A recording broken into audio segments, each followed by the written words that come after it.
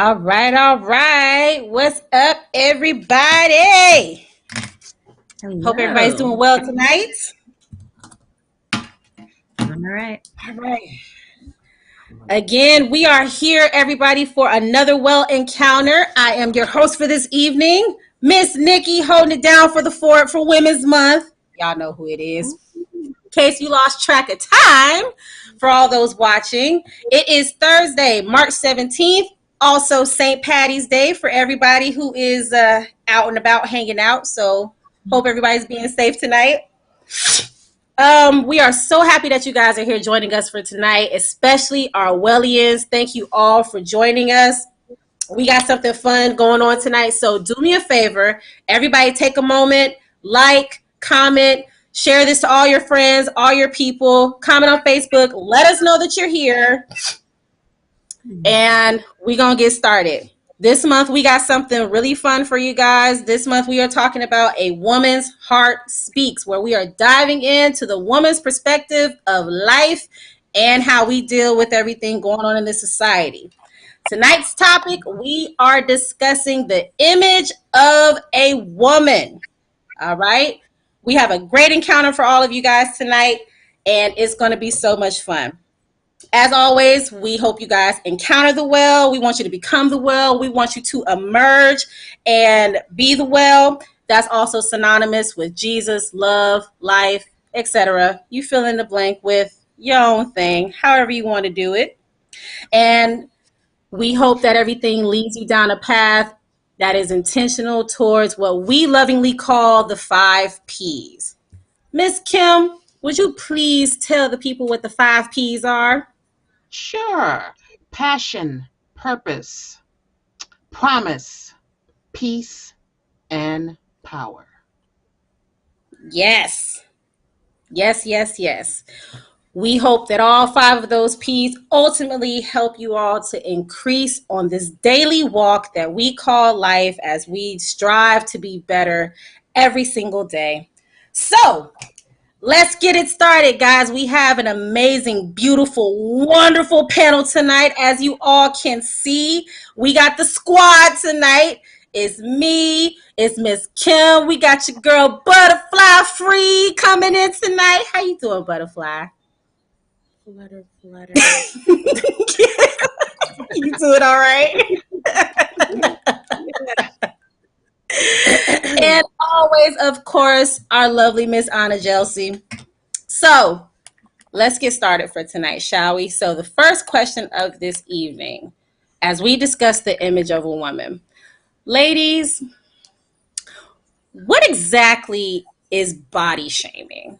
You know, usually people kind of use it as like a fat versus skinny thing, but I think it goes a lot deeper than that. Butterfly, we'll start off with you. What is body shaming?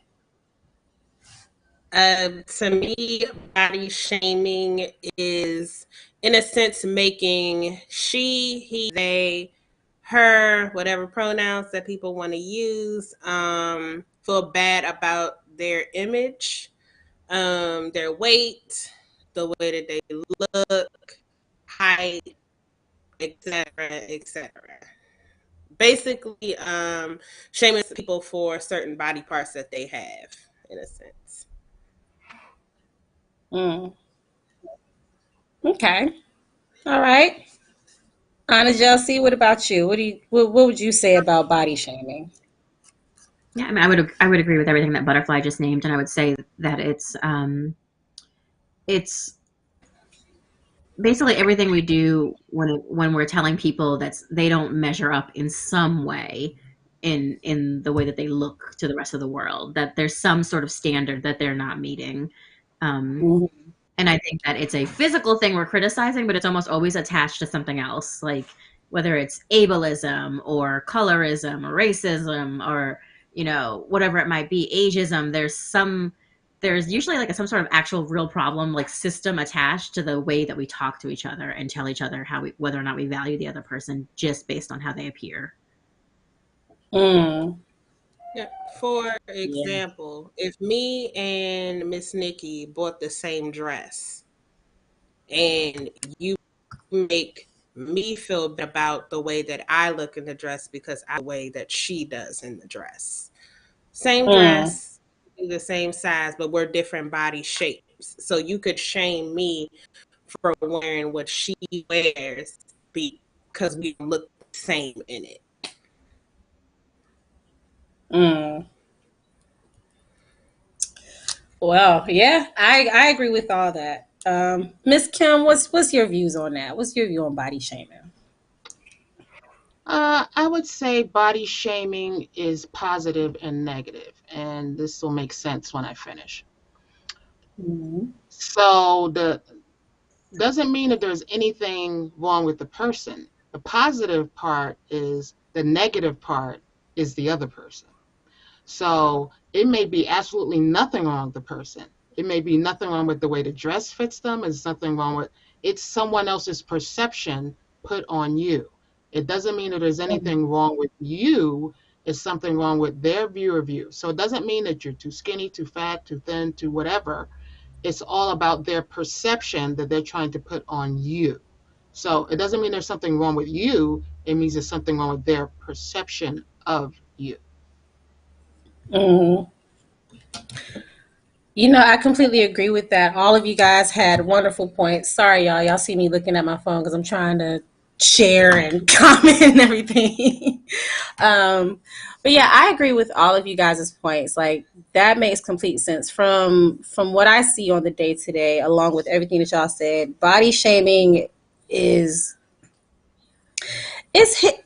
I don't know. I guess I would say it's kind of hit or miss. Like to Miss Kim's point, it can be positive and negative. But I think sometimes when people are overly sensitive, anything can be considered body shaming, right? So like I've seen where, if you're someone as a woman that's, on the heftier side, and that's how it is.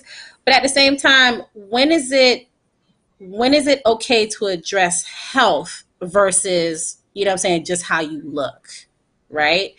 Nothing wrong with being proud of your shape, embracing how you look and your curves and everything like that. However, there is a line where there's a such thing as obesity and being unhealthy. So, how can we address that without it being considered body shaming or going against the big girl when we're clearly addressing like, hey, you could stand to watch what you wear a little bit because no, that's you can't really fit into that. You know what I'm saying? Man, I'll feel into this one. Um, I consider myself a body positive, body neutral, really person. I am a fat woman. I have been fat since childhood. It's not a bad word. If I can turn to somebody and go, you visibly, I look at you, you're clearly a skinny person. It's just as neutral a word to look at somebody and go, you are a fat person. It's just the size. So I am a fat woman, but I think the thing there's two thoughts that come to mind. One is I'm horrible at paraphrasing things, but I heard someone say once that the idea is never correct somebody or point out what you consider a flaw in somebody if it's something that they cannot fix in the next 5 seconds. So like, hey, you got a piece of spinach in your teeth. Thank you. Let me know because I'm not gonna be like, problem solved. Like, hey, your haircut is jacked up. Like, that's not helping anybody because what am I gonna do? Fix it in the next 5 minutes? I'm still out here and now I'm embarrassed and everyone's looking at me and I'm wondering if they're judging my hair. So one, don't like pointing out things that cannot be quickly fixed is rarely helpful. The other thing I would say is, and two last points. The second one is size and health are not synonymous things. So it doesn't mean that there aren't factors that, as a result of weight, the same way you can be too thin and it has horrible impact on your body. You can be large and have impacts on your body. There's literally no human you can look at, and I'm going to be very blunt in this. There's no person you can look at, whether they weigh 100 pounds or they weigh 500 pounds, and be able to assess their health by looking at an individual. So I'm going to use myself as an example. I am a 200 plus pound woman. I'm 5'3". I am diabetic, right? So on paper, someone looks at that and go, oh, because she's fat and she's diabetic.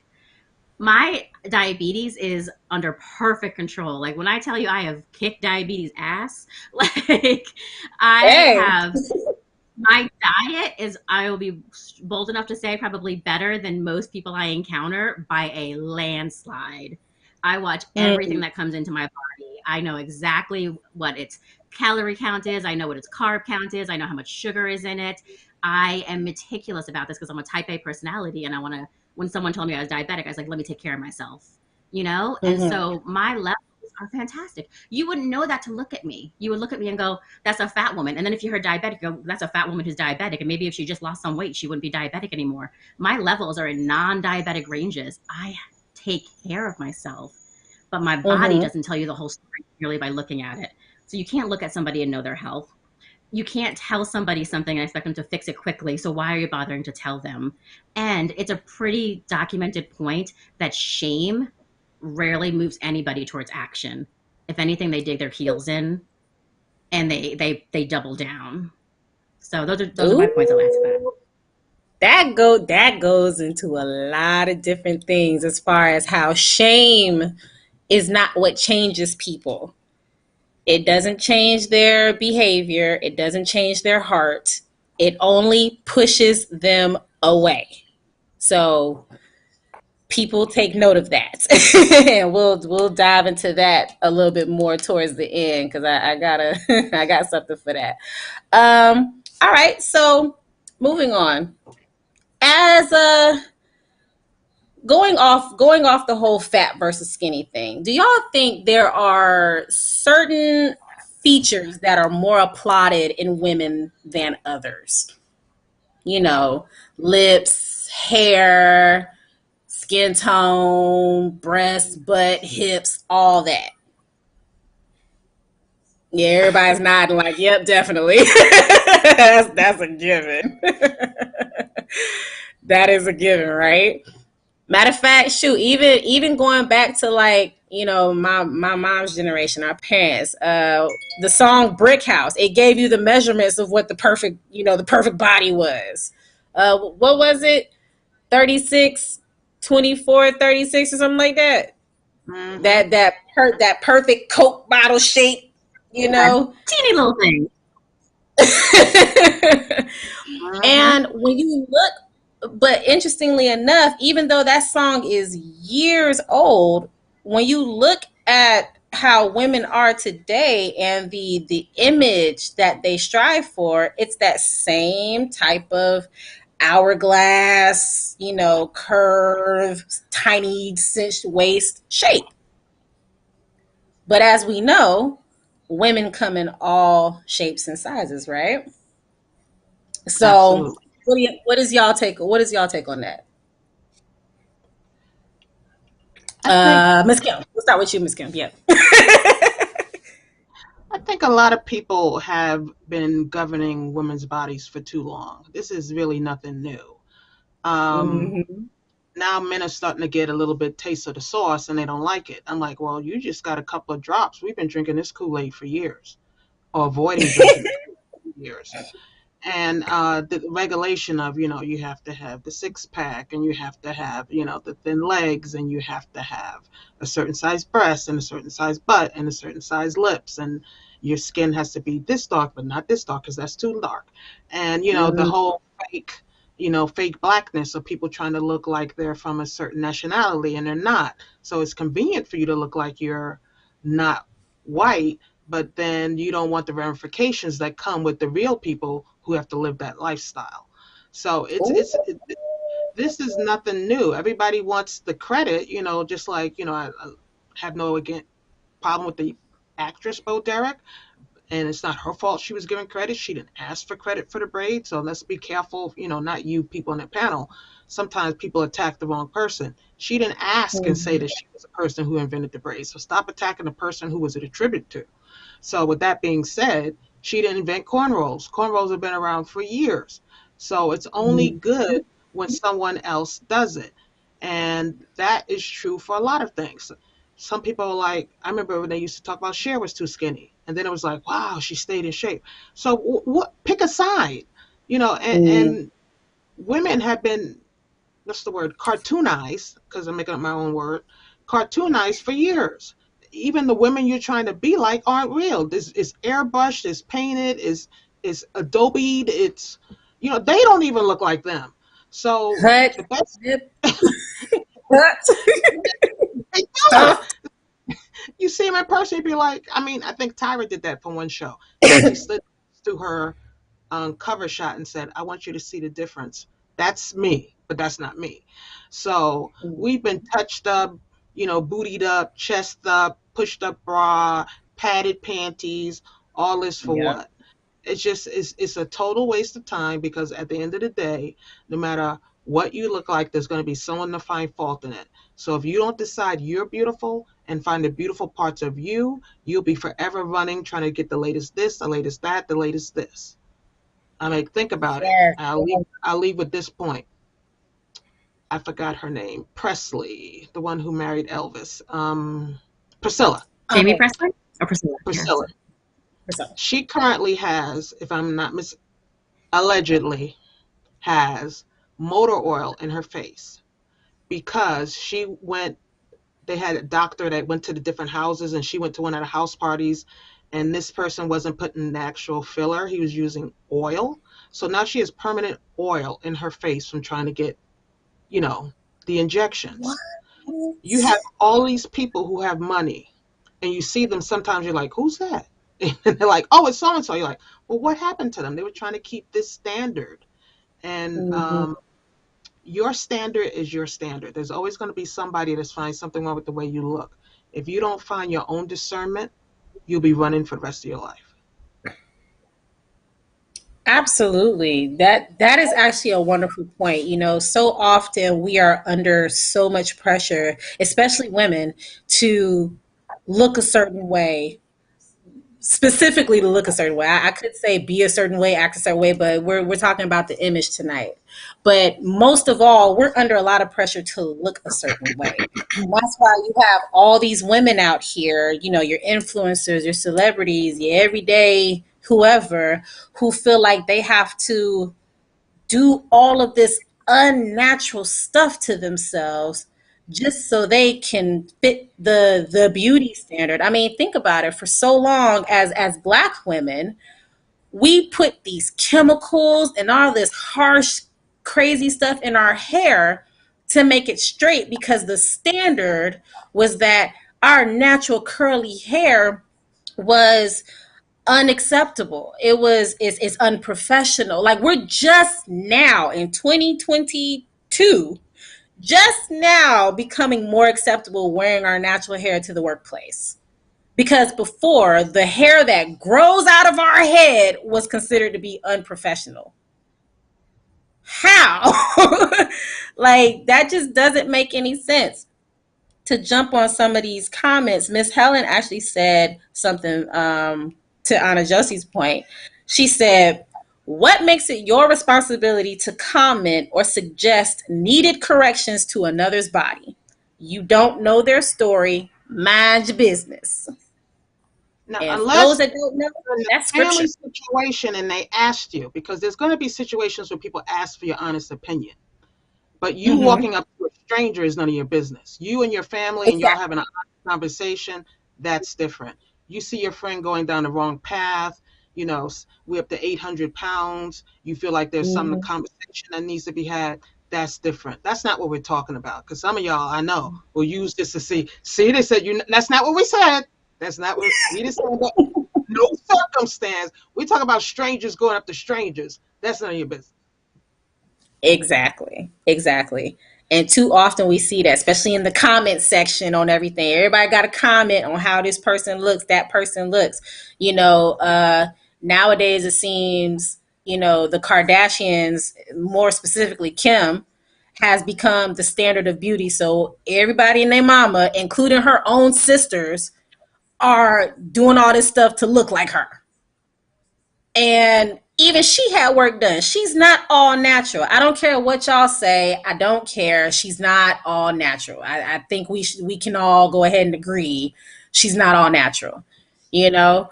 Let's go even further. Let's go to somebody who's even more obvious. Nicki Minaj.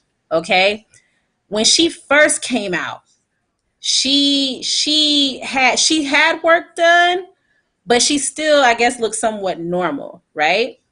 But then once that whole trend of the super big booty and the tiny waist really got started getting bigger, because it started with the vixen Angel Lola Love, I believe. She was one of the first ones who had that like super big booty thing going on, right? But then Nicki Minaj like really started, I don't want to say pioneering, but really putting it out there as far as that super big, thing. But she kept getting it done to where now she just looks like a complete doll. Like that's the only thing I can really, the only, I guess, acceptable way I can really say it. Like, she looks like a plastic doll. It doesn't look natural. And so I don't know. It's just it takes me to a whole different thing with that. Butterfly, what's your take on that? What's the question? we I think the original question was the images or the certain features that's applauded with women. Oh, we talking about the same society that lets Kim Kardashian show off her body but tell Lizzo to cover up hers? Mm. Ooh, I gotta take a sip on that one. Now that's a No, question. Because I feel it's not just is the it's more. thing okay. Oh, sorry. It's who's it No, on. sorry. It's more of like I feel like people are policing things, and the woman's body is the one thing that I'm really sick of people policing, especially the way that we look. Because I feel like, especially with women who are minority, if you don't look like Nicki Minaj, if you look like Jennifer Lopez, you're not beautiful. And that is not true. And I feel like now social media, in a sense, has made it okay for people to basically kind of instantly comment in your life. Like, as soon as you post a picture, somebody can instantly insert themselves about your image. And I feel like social media has made people be gangster behind the keyboard, in a sense, because the stuff that you could say about me in my comments, you can't say to me face to face, because I'm gonna drop you. So it's, I feel like it has made people more bold. I feel like to talk about things, to say certain things about us, or the way we look, and I do feel like the standard of beauty is not the way that it used to be, because like when you think about the women back in the day, like you think about like Nia Long, you think about women like Tyra Banks, like they didn't have to show everything to be beautiful women. And the men back Yep. then really thought that they were bad, and they were completely Yep. covered in all they had on was like Vivica a Fox crop top and before she wide leg started getting pants. anything. And not beautiful. Like, but now it's just like you gotta be small in the waist. You have to have a big butt. You have to have big boobs. Your hair has to be done. No, it don't. No, it don't. I just feel like the standard of beauty is not, shouldn't even have a standard, because beautiful is like a thing that just cannot be capped. And I feel like people have capped, because there are things about Kim that are beautiful that aren't even in her features. There are things about Nikki that are beautiful that aren't even in her features. And I cannot pronounce her name. I want to call her AnaYelsi so bad because I watch How to Get Away with Murder. But I know that's not how you say her name. I do love AnaYelsi, but it's not AnaYelsi. I just feel like it's hard. But you gotta, I have the mentality that I don't care, because I'm part of the crop top ministry, I'm a plus size girl, and I dare you, please, please say something to me. I want you to. I go out so that we can have the conversation. Please say something to me. You choosing violence. You wake up choosing violence. Right. Crop top today in this 200 plus size body. Yep. And the leggings too. Okay. Thank you. Listen. And to that point, like, that brings me to a question that I'm going to ask in a second that's pretty deep. And I don't even know if there's a set answer for it, because everybody, I have an answer for that, but we'll get to that point. Jordan said having big boobs and a big butt is overrated. It is. It so is. It's Because what y'all exhausting. don't realize about having that big butt is you can't get jeans and pants that fit unless you get them custom made. You can't go shopping at regular stores. When I was younger, I used to struggle so much with pants, not because I'm like super thick, but my thighs were always big. So I had the issue with, jeans were always too tight in my thighs, but super loose in my waist. And so it was always a freaking struggle to find pants that actually fit. Um, you know, so my next question to that is, what is beauty? Society has, the standard of beauty, and this is considered beautiful, but what is beauty? Anybody can jump in on that one. You be personal, like our personal.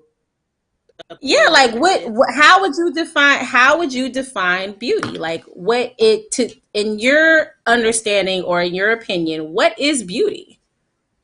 What is considered beautiful? I feel We'll like be it's here all that. day. Yeah. um, yeah, no, the first thing I thought of when you asked that was, when you see, it doesn't matter if you see like kids playing or the beach or a sunset or a beautiful person, but like sometimes you see something and immediately your body just kind of responds. It's like you're kind of propelled forward a little bit, or you have there's just a sense of, I don't have phrase. I don't want to get overly like spiritualizing it, but it's like, oh, I saw Go like a ahead. little glimpse of divine, or I felt like I saw like a really beautiful moment of creation. Sorry, using beautiful in the definition isn't helpful, but like when I think beauty, I think that. So like it might be a person, and they're beautiful because they're attractive. It might be an action. It might be the laughter from those kids. It might be the sound of the water when you're at the beach. But like all of those things I have seen as beautiful. Mm-hmm. I completely agree with that. And I can even be more simple with it, which is what I mentioned before, as far as, to me, to answer that question, beauty is creation. It's everything that God created. Like, how, when you look at random things in nature, like just the flowers, the grass, the trees, the sky, like how often do we look at the sky and it just looks like a painting, like God just literally was just like do do do do with a paintbrush. On different days, it's a different painting every day. Like, that's beauty, because it's natural. How you were created, how you were born into this world, like that natural, how you were created, that's beauty. But we struggle so much because the world has told us that there's only one kind of beauty. It's not a mix of different things. It's not a rainbow. I mean, a rainbow is made up of all these different colors, and it's considered one of the most beautiful sights that you see. But in the world, there's only one thing that's considered beautiful, right? Like, you look at these fitness influencers, like on Instagram and Facebook and stuff like that. they all still focus on looking a certain kind of way, even though they're about fitness and, oh yeah, but it's still about looking a certain way. Not about, being healthy, not about being, your greatest self. A lot of them are always more focused on how they look. So what do you see? You see them showing off their body all the time and, all the poses with bending over a certain way, blah, blah, blah. Like there's one chick in particular. I'm not gonna say her name, but I used to follow her because, I liked how she was working out, right? But then she started feeling herself. And she ended up getting a boob job. And I noticed the difference. She tried to be sneaky about it, but no, I noticed the difference.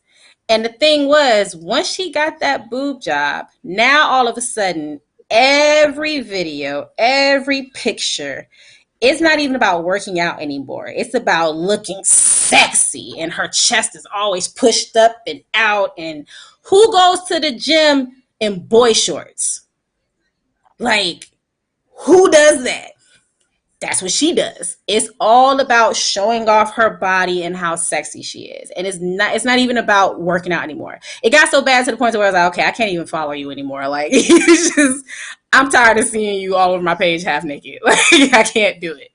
So I think here in especially in American society, we have pushed that narrative so much, which brings me to my next question. Women are celebrated differently throughout various cultures across the world, right? But what do y'all think about the view of women in American culture? Um, I would say for me to go back to what you were saying about what is the definition of beauty.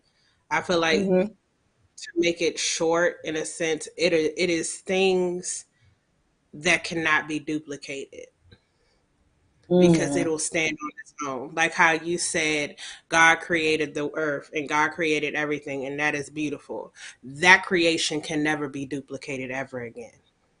Ever.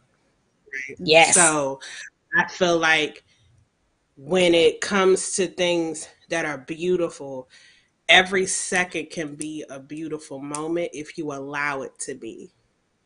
Mm. Give it the freedom. Beauty is freedom. Beauty has no chains, has no definition behind it because it should just be a blank space. It in the dictionary should have a blank space beside it because there is no definition for it because it goes into infinity and beyond and beyond. Mm. Yes. For Americans, I feel like I would say this. I feel like I'm glad that I can be an American and I can have the freedom to be the woman that I really want to be because women in other cultures do not have that freedom. Even to this day, it's still 2022. We still talk about women who have to cover themselves, in different religions and stuff like that. And they are shamed and looked down upon if that does not happen. I would say Mm-hmm. glad that I have the freedom that if I want to be liberated in my body, if I want to go out and wear what I want to wear and really be who I want to be and be my true authentic self, that in America I have the freedom to do that. And I am aware and respect of women of other cultures who do not have that freedom, but Mm. that in some sense it is their choice because they don't want to do it.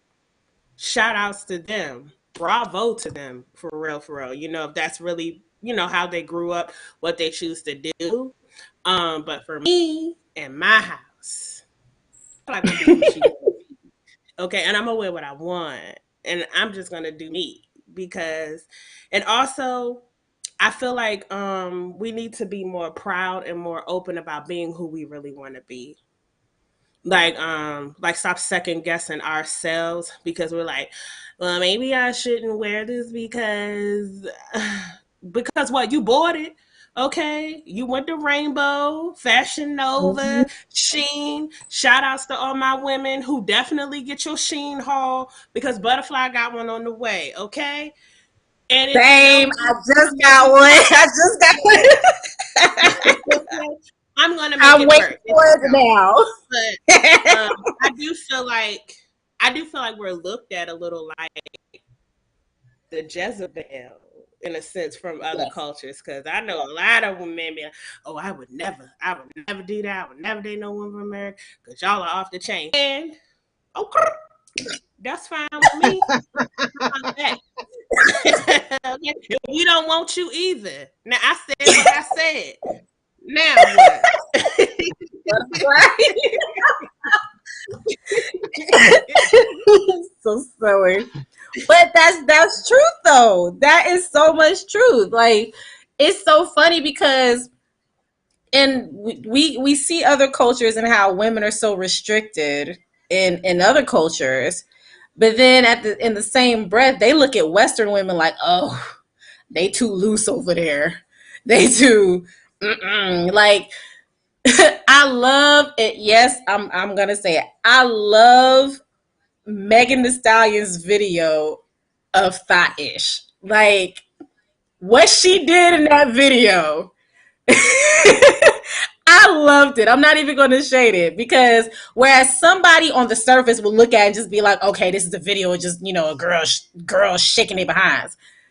It was actually much more than that. It was a whole message about how women are looked at in this society. If you pay attention to the video and what she said in the very beginning in particular, when she was talking to the senator, it's like, yo, you disrespect these women and talk about how they look and what they're doing, but you don't realize these are very same women who's cooking your meals, who's treating you at the hospital, who's, helping keep your streets safe as police officers, who's around here, cleaning up your dirty mess. You know what I'm saying? But y'all got the nerve to have something to say about how we look, what we do, and we're maintaining your whole way of life. If all the women on the earth today just disappeared and it was nothing but men on this earth, how do y'all really think this world will end up being without the balance of a woman? Personally, I think it would be chaos. I think it'd be Smart chaos. society wants to be like they'd never even get out the house. They won't be able to find stuff, and and that'd be it. It's funny that you said that, Nikki, because it's just like the song WAP, because that's my listen. I be in the car. No hysteria. Yes. All of that, because that is my jam. But when that came out, how dare they? Oh my gosh, they're so horrible. So what about the kids? What about the kids? Oh, the same kids that are listening to men rap about how we are bees and how we are hoes and how they sling rocks and how we ain't, it's because we ain't their mama and all of that. Is this the same music that I'm just curious? This one particular song has you in an uproar. You are hot as fish grease. For what? Because let me say this, because your kids shouldn't be, if you don't want your kids to listen to, then maybe you should monitor what your kids are listening to. But your kids are being open to a whole different world than what we were open to when we were kids. Because I remember when it came to like sexuality and stuff like that on TV, my daddy in the theater would do this to my face at like 5 years old, or whatever the case may be. But let me say this: WAP is not going to make your kids your daughter a gardening tool. Okay, WAP is not going to have for those who don't know what that is. Exposing herself or whatever the case may be. Because if you raise a woman like how my grandmother raised me, how Kim Mama raised her, how we listening to it, but we came out all right. And we grown. I just feel like you need to put the same type of standards on men and the same type of things on men for a little while and let them see how it is, in a sense, for them to be censored. Like, if we took rap away, if we took all of that away, if we took them talking about making money, women, all of that, what would they have? Because Megan Thee Stallion makes more music than talking about WAP. That's just one song that she has. But Exactly. if you took that away from them, then what will they rap about? Because they teaching your boys. I think it's funny though that people lose their minds now, because I don't know what everybody else was listening to growing up, but like, I grew up in the 90s. We were listening to Lil' Kim and Foxy Brown and Salt and Pepper. And like, do you remember the lyrics of their music? Like, push it. It is old. Push it real good. What do you think they were talking about? They got singing now that it's about dancing, but it was not about sing and sing. Okay. It was a dance. We're fine. We're all fine. Hold up, but see, we're not even gonna play like this. Had been going on all throughout time. For my seasoned saints that are watching, y'all know what y'all song doing the butt. Hey, sexy, sexy. Like, come on, like. Y'all was singing about one night stands and everything too. Let's not sit here and act like this is something new in our generation. It's not. Y'all might have been a little bit more coded. I mean, shoot, one of the most popular songs, As We Lay. Come on, she was talking about a whole affair of a one night stand, man. Like, he your husband, but I had him for one night. Come on, man. Like, we not about to shade. I will say this.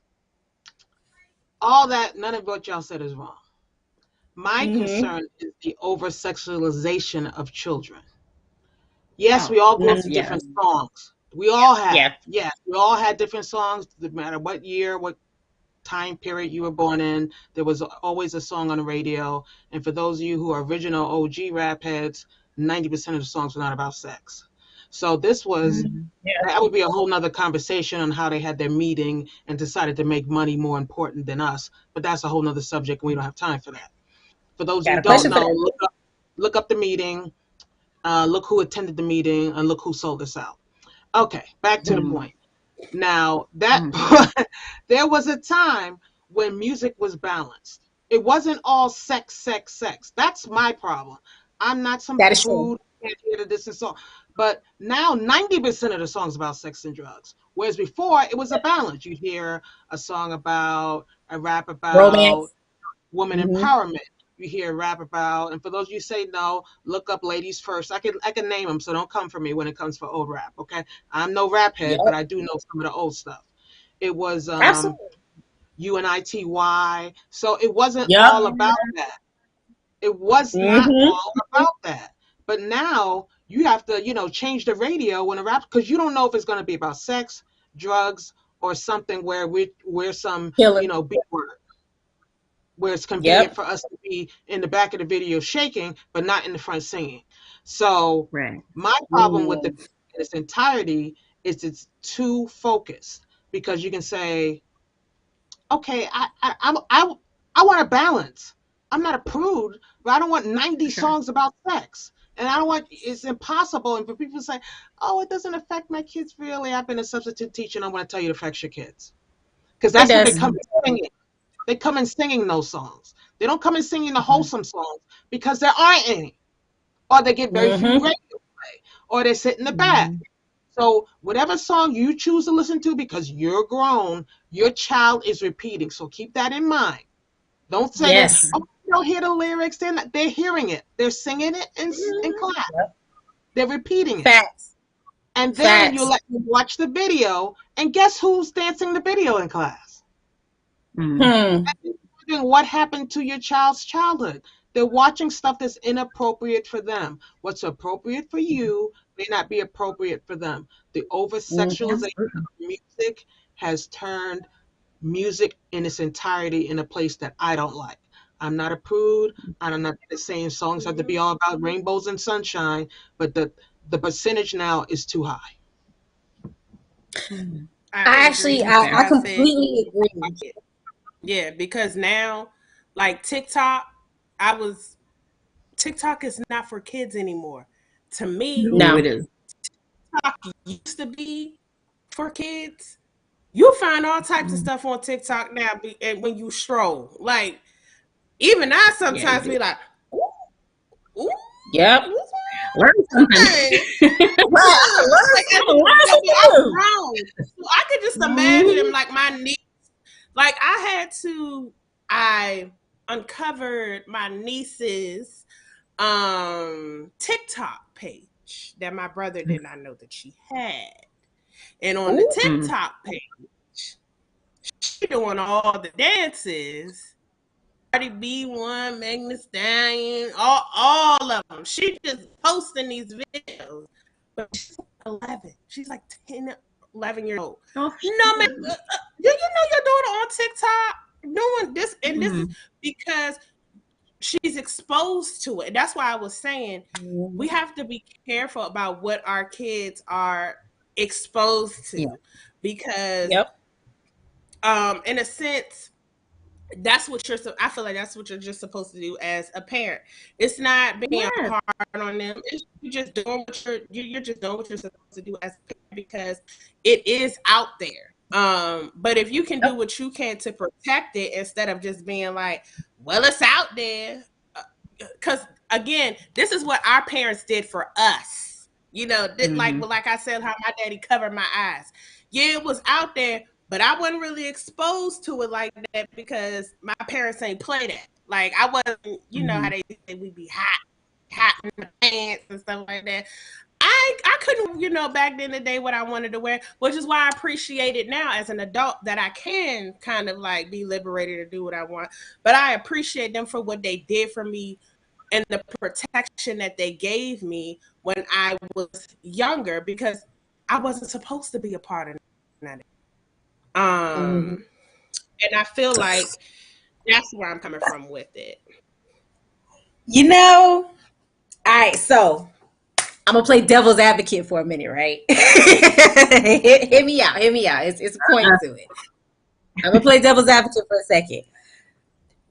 While I agree with everything that you just said, and this whole point of yes, we definitely have to be mindful, of what we expose our kids to. At the same time, how our is kind of hit or miss because here's the thing, especially in today's generation, we cannot Did we all freeze? from everything. Am I back? Was I frozen? Yep. I No, can Okay. hear you. What was I? Oh no, what I was saying was we can't shield our kids from everything. We cannot cover them from everything because it is out there. And with the way society is set up today and social media, they are going to be exposed to it. So I believe today as parents, we can't carry things the way our parents did, where, we have to just keep them in a bubble and shield them from it. And then when they get exposed to it, they don't know how to act or what to do with it because, I've never seen this before. And then they're enamored with it and they want to do it. And oh my gosh, because low key, the way our parents shielded us, when we were able to be exposed to it, we went buck wild because it was like, yes, I'm free. Like I could just cut up because our parents didn't really talk to us about it. They just shielded us from it, So Yeah, but I earned I that. think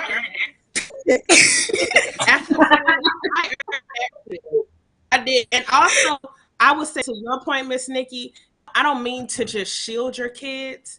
I mean to give them an explanation as to why this cannot be.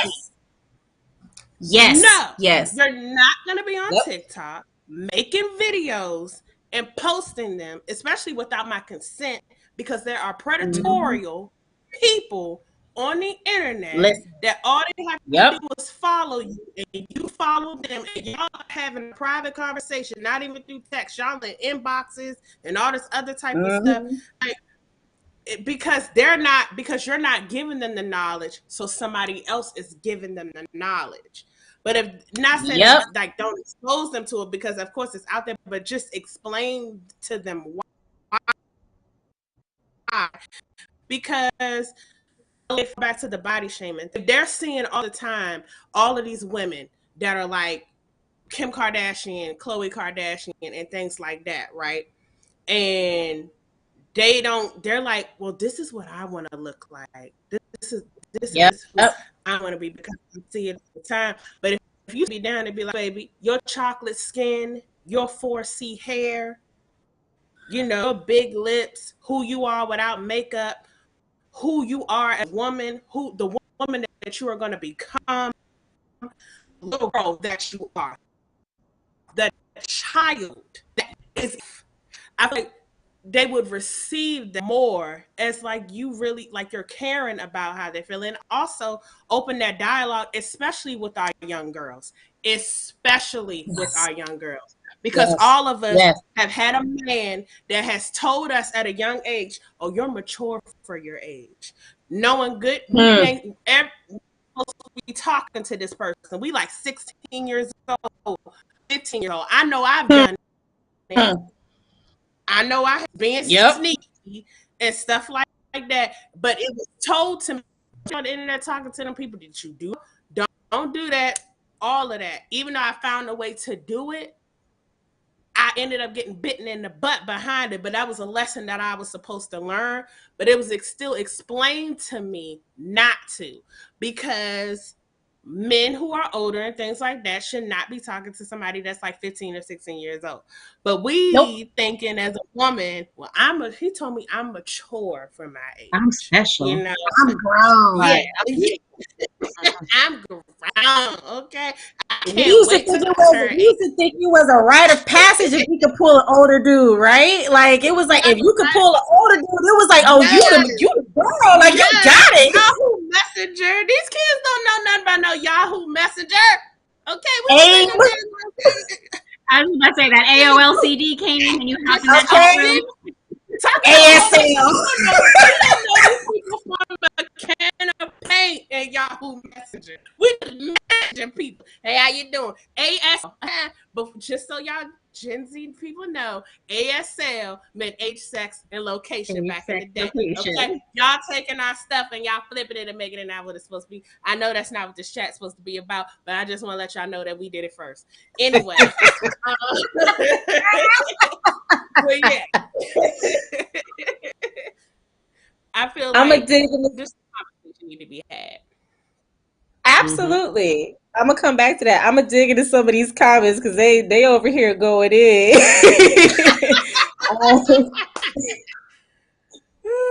My mama did said we still have a puritanical perspective on human bodies and sexuality. Other cultures do not have the same shame, views, and values. Truth. I know in Europe they are way more sexually liberal than what we are here in America, which is such an oxymoron because America, sex sells, and it's always hidden in these little subtle ways and commercials and videos and songs, and everything is about sex in America. However, when you're open about it, oh my gosh, that's so inappropriate. Oh my gosh, the kids, blah, blah, blah. Like, Candace Owens went in about Cardi B and Megan Thee Stallion's Grammy performance on WAP. Like, this was just so disrespectful. It was just so disgusting and blah, blah, blah. And it's like, okay. Again, it's an oxymoron. Sex sells in America, but America hates sex. But in Europe, they're not like that. I mean, they got whole new beaches out there where you can just be, balling out of control for, free and clear, and don't nobody even blink an eye. It don't matter what it is. Parts of Europe. I'll tell that to my husband's English family. I don't think that they are sexually liberated in the same way. No. It depends on what part it is. Hello, now would you like to see this? let's see. We had the well comment. So image.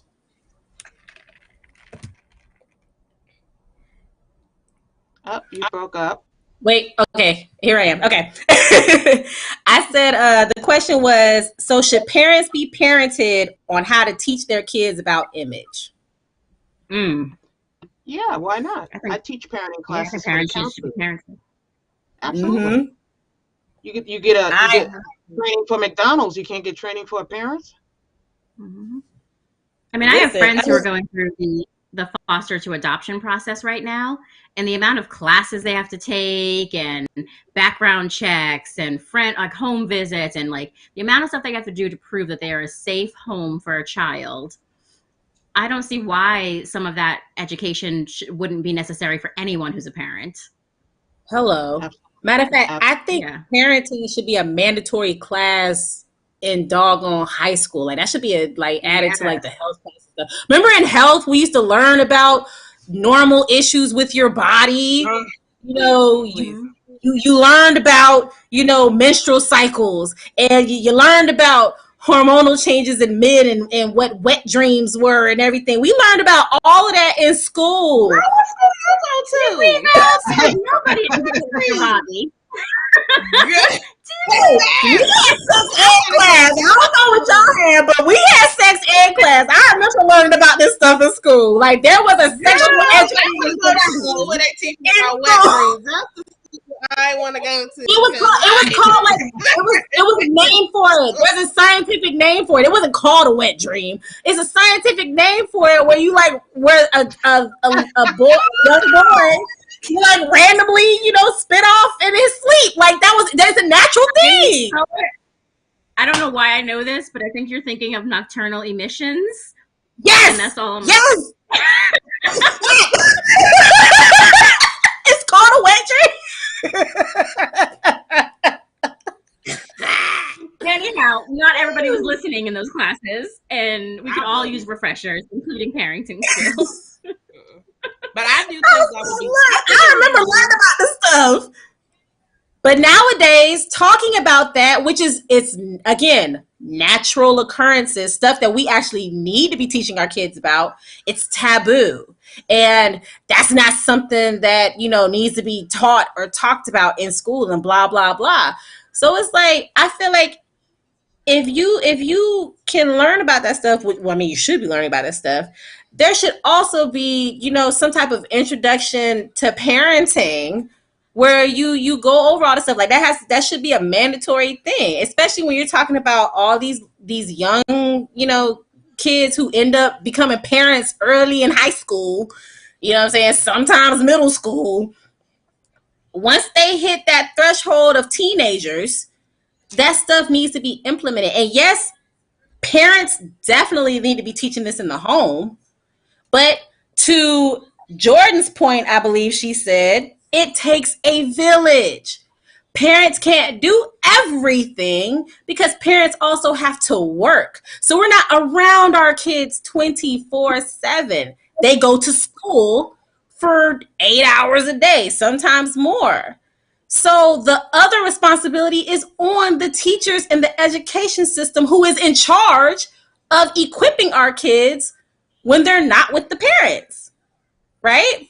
So why can't we have, these discussions for our kids? Again, I have a 7-year-old daughter. I'm learning every single day, especially as a single mother, like how important it is to explain things to your kids. Like it's not about shielding, because I was shielded. I was protected from stuff. You can't do this because I said so. You don't do that because I said so. Just don't. Stuff wasn't really explained to me the way it could have. It was just don't do it. But I noticed when it comes to kids, they understand. I mean, you have to change your language to get down to their level, but they are people. You have to explain things to them. And with my daughter being a young Black girl with straight up 4C hair, chocolate brown skin, I have to make sure I tell her every day how beautiful she is, how beautiful her hair. Every time I do her hair, I'm like, oh my gosh, Sarai, your hair is so beautiful. I love your hair. Your hair is gorgeous. And that was actually a point of contention at one point because my mother and my grandmother, you know, they're old school. They're still kind of stuck in that generation where natural hair wasn't that beautiful. So my daughter with straight kinky 4C hair, when she would wear her, now I would put her hair in little Afro puff ponytails. When she would wear her puffs, my mom and my grandmother didn't like it. You gonna do something with her hair? What you gonna do with her hair? Nikki, them puffs ain't doing it. You need to style her hair. That's her hair.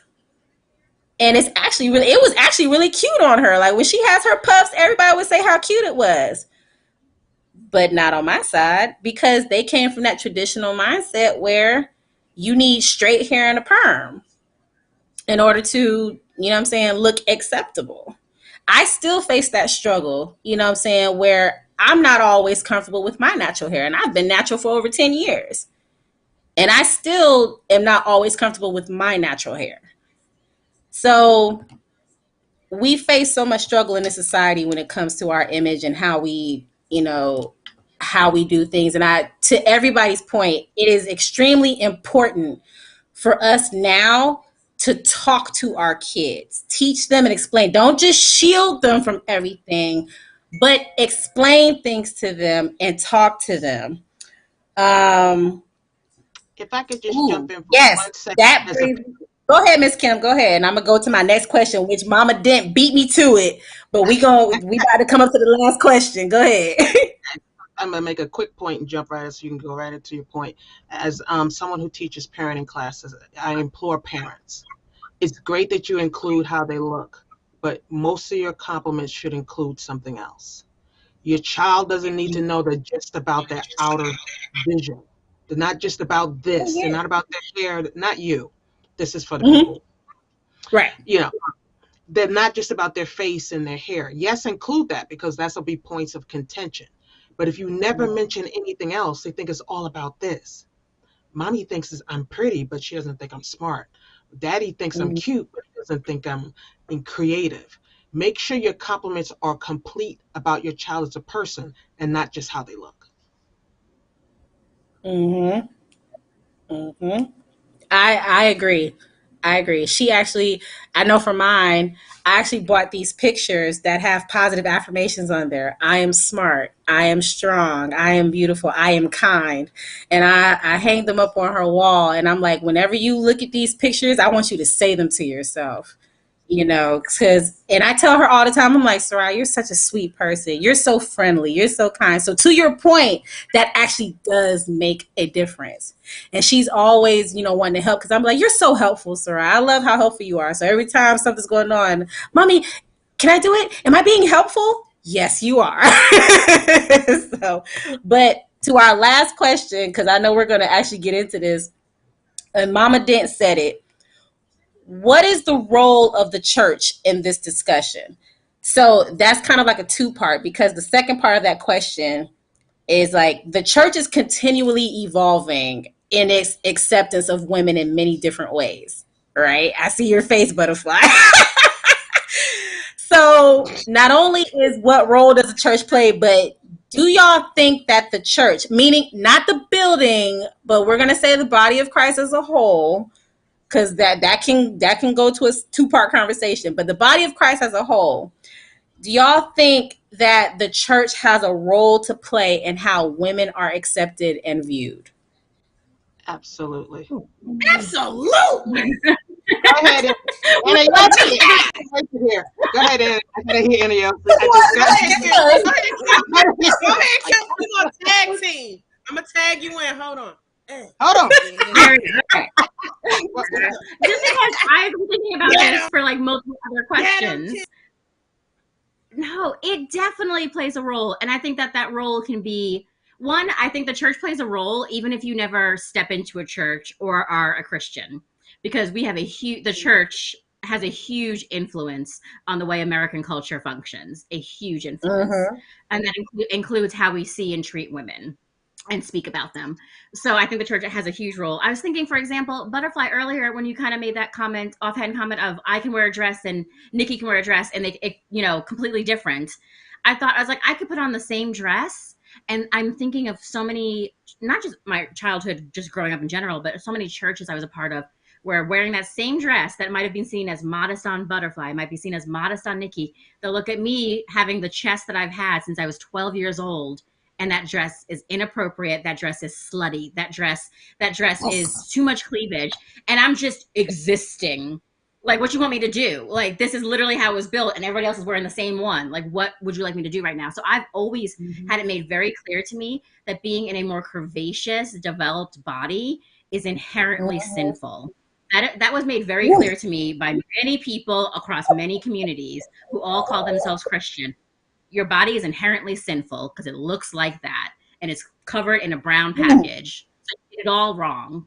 Like, so church has a big impact on how we see and talk to women from a young age. Because I was hearing that as a young, not as a grown woman.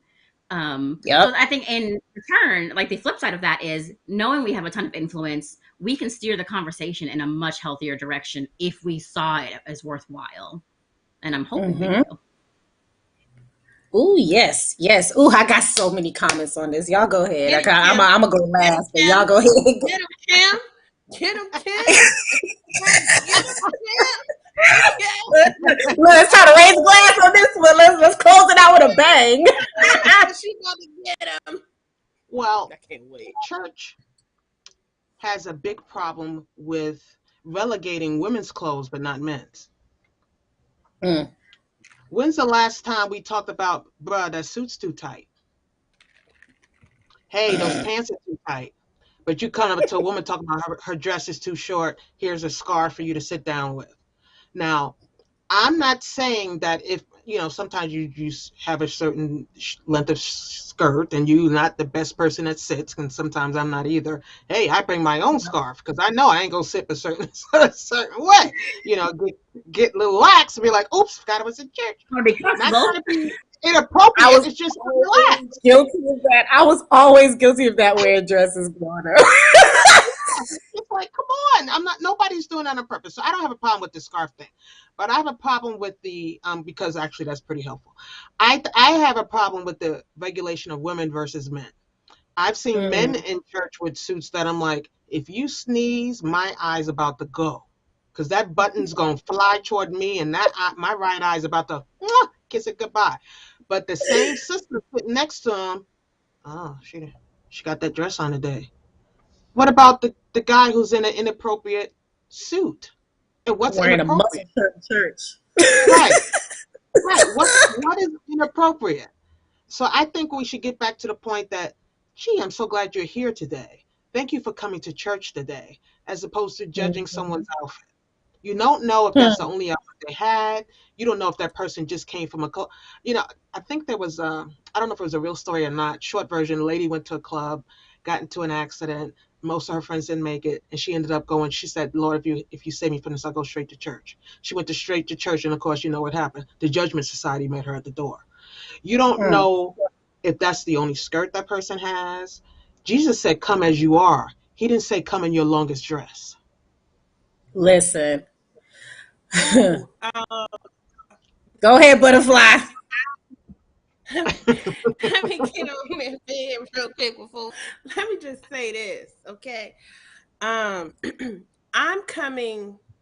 I feel like we come as our true, authentic selves, and people who do things like that come as people who are wearing armor that aren't theirs.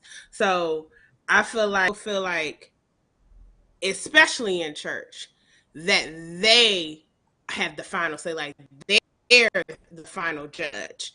When at the end of the day, I keep telling people all the time, do you know how many people Jesus rode with back in the day?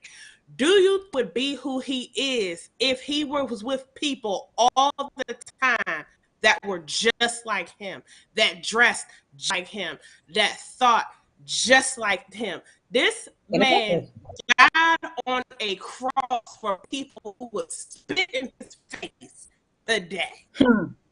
And I feel like we need to stop putting, even on God, I feel like, how do you put a cap and a label on who God is and who he loves? Because I'm telling you right now, who he is to the side of this building, when I'm naked in the shower, in a ball with the water pouring on me, crying, and I'm rocking back and forth, and I don't have on anything. I'm naked in the shower, in a ball, rocking back and forth, crying out because I don't know what to do. Are you there in those moments? No. That's why I go to church, even in my mess, because sometimes people are in a mess when they go inside of them, but they feel like this is where I need to be to get what I need for me. And I feel like if you focus more on what you need to get for you, and since I'm telling you right now, to me, it's a distraction. The devil, if you want to keep it, is trying to distract you from getting what you need to get, because maybe you need to get that thing up off of you, judgmental spirit up off of you, but you can't get it up off of you because Sister Susie that came in here with the skirt that don't come past her fingertips when she put her fingers down. So now you so focused on that, and God is in the midst. Okay, God is in the midst, isn't it?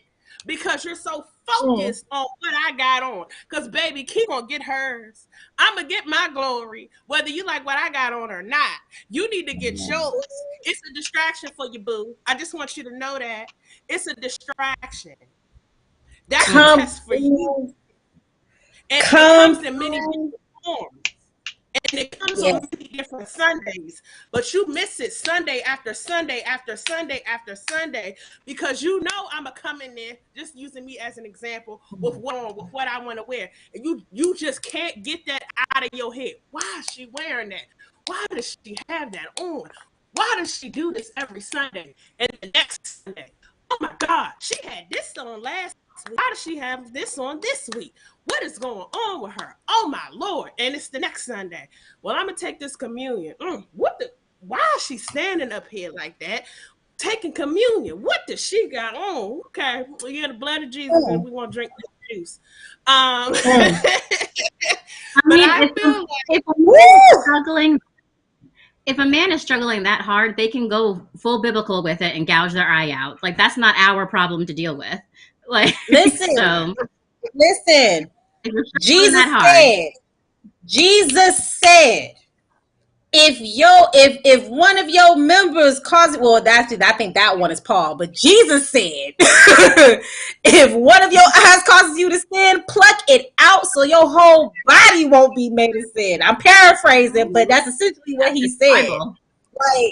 That's essentially what he said. And Paul, I think, followed up with that by saying, if one of your members causes you to sin, cut it off. So if you as a man can't handle yourself, because one of the fruits of the Spirit is self-control, the only way to grow a fruit is to take time to grow it, practice, tend to it. Okay, you need to exercise self-control and learn how to control yourself and your lustful eyes to not look at me sideways because I have on a dress that fits my body. And for you women with the spirit of judgment up in the church because you think your man is busy looking at me because you not wearing it, I'm going to need for y'all to remember what Jesus said, judge not, lest ye be judged. With the same measure of judgment you give is the same judgment that you're going to get. So I'm a close this out. My last statement, I'm a close this out. Going back to what I said earlier. For the church, this is for the church, the body of Christ, believers. Hear me, y'all. Shame does not make people change. Shame does not change behavior. Shame does not change the. To get that in your heads. What Jesus did is he loved people in their mess, in their sin. He told the Pharisees and the Sadducees who questioned him about eating with prostitutes and tax collectors, he said, look, it's not the healthy that I came here for, it's the sick that needs me. I came here for the sick. So for all you people sitting there judging those who come into the church who don't look like you, think like you, act like you, you are literally going against what Jesus said for us to do, and you're throwing out the sick. They're coming to church because they are sick. Church is the house for the sick, not for the healthy. It's not a country club where only if you look the part, speak the part, act the part, you're accepted. No. It is for the sick to come and get healthy, learn how to be healthy, hear the gospel of Christ and how he died for their sins, and that no matter what their mess is, they can be clean too. So I'm going to close on that. Y'all, this was a wonderful conversation. Thank y'all so much. Sorry, I was going in a little bit.